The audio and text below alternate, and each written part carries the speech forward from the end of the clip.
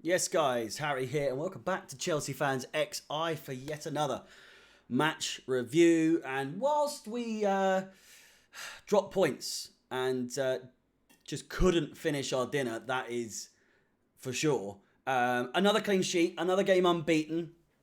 And whilst we haven't quite closed the gap just as much as we wish we did on Man City and Spurs, of course, they've lost to Manchester United. That game is finished. That finished 2-0. Manchester United now within a point of us. We played them on Saturday.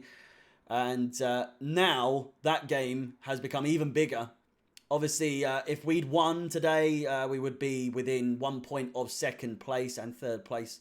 And then if we won against Manchester United, it just spreads us apart a little bit more and brings us closer to the title race, which we are seemingly, maybe not as much as we had hoped, but seemingly on the cusp of joining. You could already argue that we are already in the title race. Of course, Spurs have played a game more than us as well, so a win against Manchester United would put us in joint third place. Of course, goal difference is a little bit dicey for us so far, but still 0-0 today in today's London derby against Brentford, and some players just aren't pulling their weight. Havertz, what is he doing? How on earth he wasn't one of the first players subbed, I have absolutely no idea. He did absolutely nothing today. Frustrating. And then you got Pulisic coming on, and I know I've joked about how, everything I've said. I've never once said he's bad.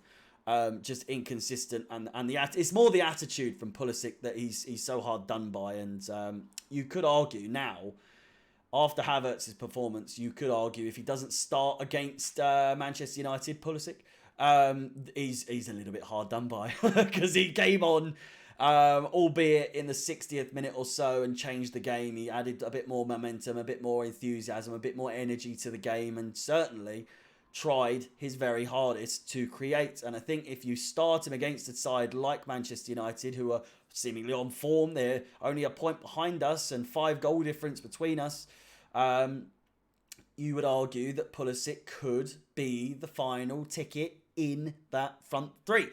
Broja was very much off the ball, seemed a little bit too anxious for my liking, and you can't blame him. First game he's ever started for the club.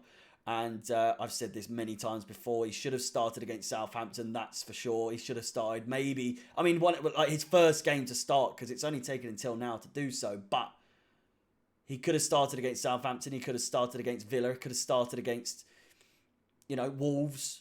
Teams lower in the league where you think, we could rest Aubameyang here. Just doesn't make sense. Potter, whilst his ability to rotate may be great on this occasion, it seemed like it was maybe a little bit too much, and the chemistry in the end just wasn't there.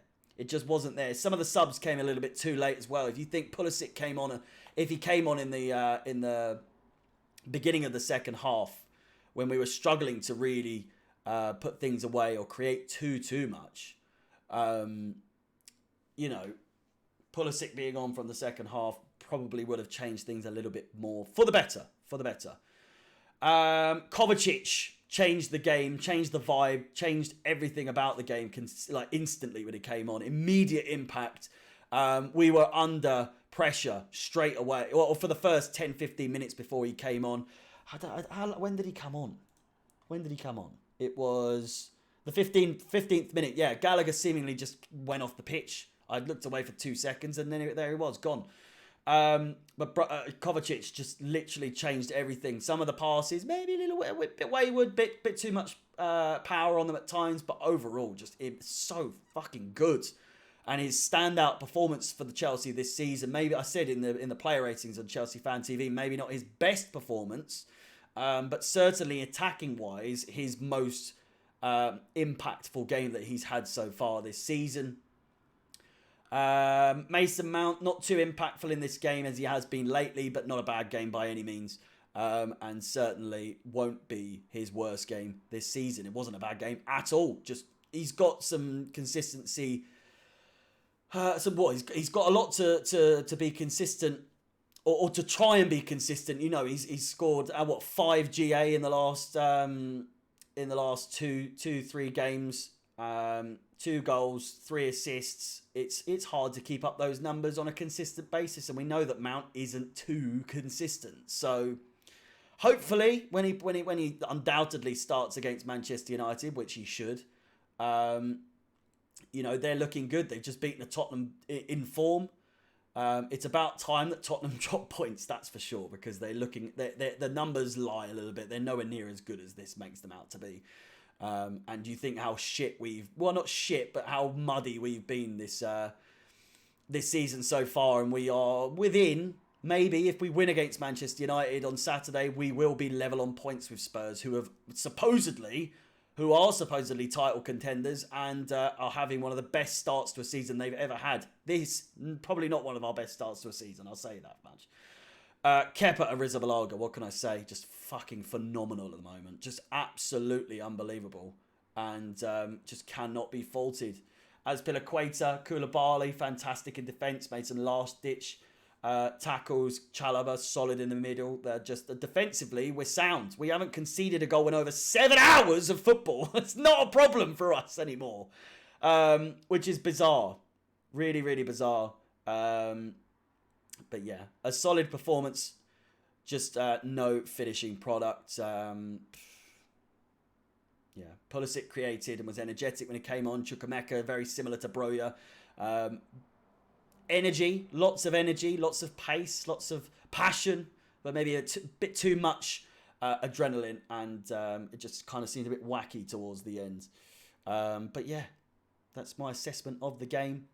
Ultimately, maybe a bit too much in the way of changes from Potter, and also fatigue might be playing a little bit of a factor, and that can't be the case with 2 games left in the Champions League. We've got games against Manchester City, Arsenal, Manchester United.